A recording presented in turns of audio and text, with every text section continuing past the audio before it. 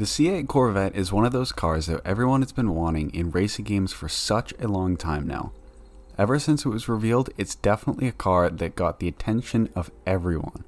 Now finally, it's in Forza Horizon 4.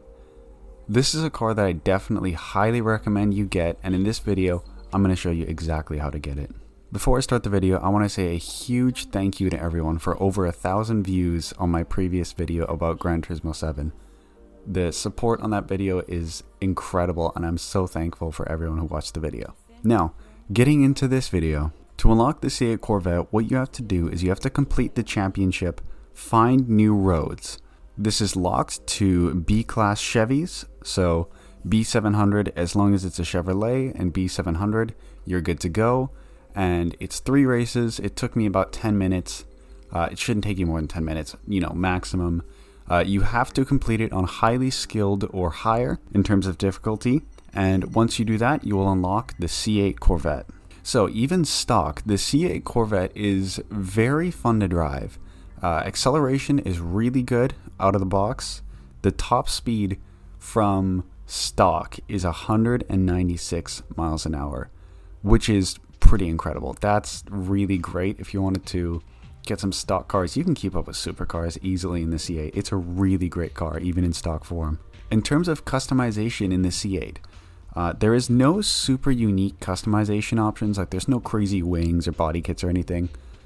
The only arrow that you have is the standard Forza arrow, so the standard race splitter and then the rear wing at the back. You can also remove the rear wing. In terms of engine swaps, however, you have tons of options. You have the 7-liter V8, which I believe is an LS7, the 5.2 V10 from a Lamborghini, the 6.5-liter V12 from the Aventador, you have the racing V12, as well as the racing 7.2 V8. Now, I went with a pretty basic build for my C8. I brought it to around 600 horsepower, put on race tires, wider front tires, and then widened the track width of the car. Lowered it a bit on some springs, and then, I brought it to with some cams, an air intake, and other things, just under 600 horsepower.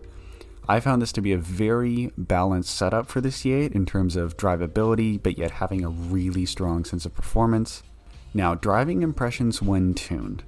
The C8 is a blast to drive, and one thing I noticed is, I don't know if this is true or not, but the interior in the C8 seems to have a lot more attention to detail put into it than most other recent cars I remember in Forza history. Even the screen is on, the center screen in the dashboard is on, which is cool. You don't really see that often in racing games nowadays. Most of the time they're just a black screen, but I'm really glad they chose to do that for the C8. The C8 also sounds really good, even with the exhaust that I put on it. The car is quite tail happy, but it's also very easy to control. So if you want to just chuck the back end out, you can easily catch it. This is Forza, by the way. It's not super realistic, but it's, again, within the context of the game, it's a very fun, easy car to get sideways. The car has crazy fast acceleration off the line.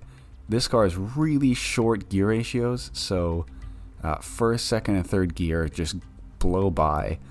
This car, that's what really lends to the super quick acceleration, even stock. Now, the C8 doesn't have a ton of downforce, so it doesn't stick to the ground. It's not glued to the ground like a lot of the other supercars in Forza Horizon 4 are, but it's still, it has a good amount of grip, but it also does really allow for a lot of that sliding around capability at high speeds, which can be a little unsettling. It's not a super grippy car. If you were going to really take this thing and build it for, say, S1 racing or S2 racing, you're going to need to be a tuning wizard, or at least just download one of the top rated tunes, because out of the box, this thing's not great for circuit racing. However, this car is a fantastic vehicle for just bombing around the map at high speed, having fun, getting sideways, and just bombing on the highway. So in the end, I think the C8 Corvette is definitely worth your time.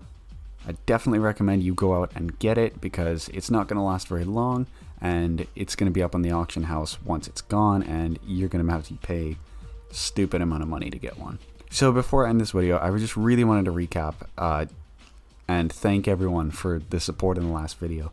I know I mentioned it at the beginning of the video, but I seriously mean it, and Also, over 400 subscribers is amazing, and I'm super thankful for each and every one of you. Alright, so that's it for this video, and I really hope you guys enjoyed this one. If you do, leave a like on this video, and please subscribe to the channel. That would be amazing. And I will see you guys in the next video.